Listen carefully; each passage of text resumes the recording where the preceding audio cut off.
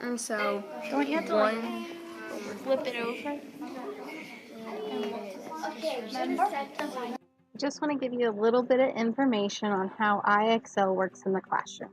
So one of the things IXL does is we can click on different standards that the students want to practice. And this is just on the free version. So for instance, in algebra, we can convert this to a decimal number. And we would practice it in class, and this would be used more so as a review, independent practice, or group work.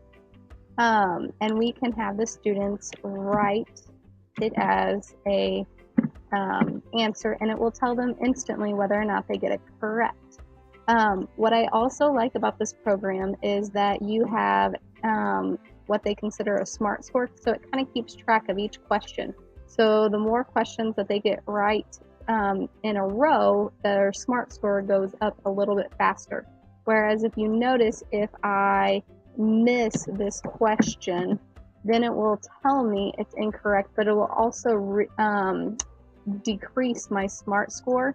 One reason why I really like using this in the classroom and for students at home is because it reminds us as far as, well, what the correct answer is, but not just that, but how we actually can solve it. And we will go over one way, if not more than one way, to solve this, and it can show step by step how one way to solve this.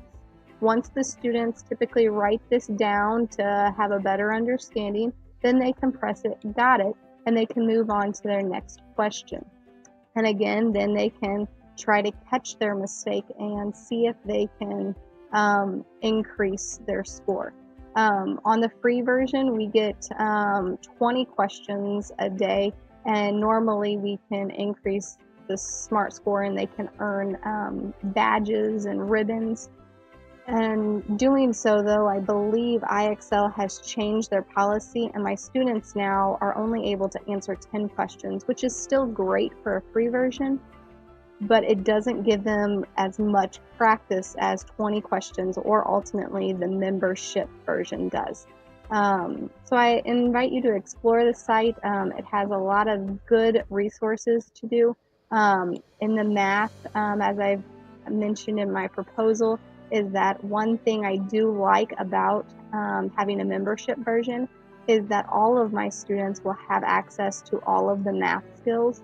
So even if I have a 6th grader who is really not working very well on their fractions or a percent, I can put them on a 5th grade, or if it needs to be lower scale, so that way they are learning at their level and they are reviewing things that are important to their skills that they need to work on.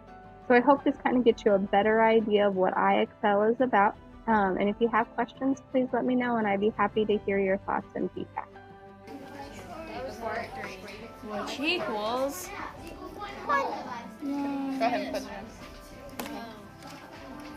in. We could probably just type the number 1 after Jared gets back. Yay! 2.85. Yay, we did it, Carly. Let's see if this is right, because I'm not really sure. Yeah!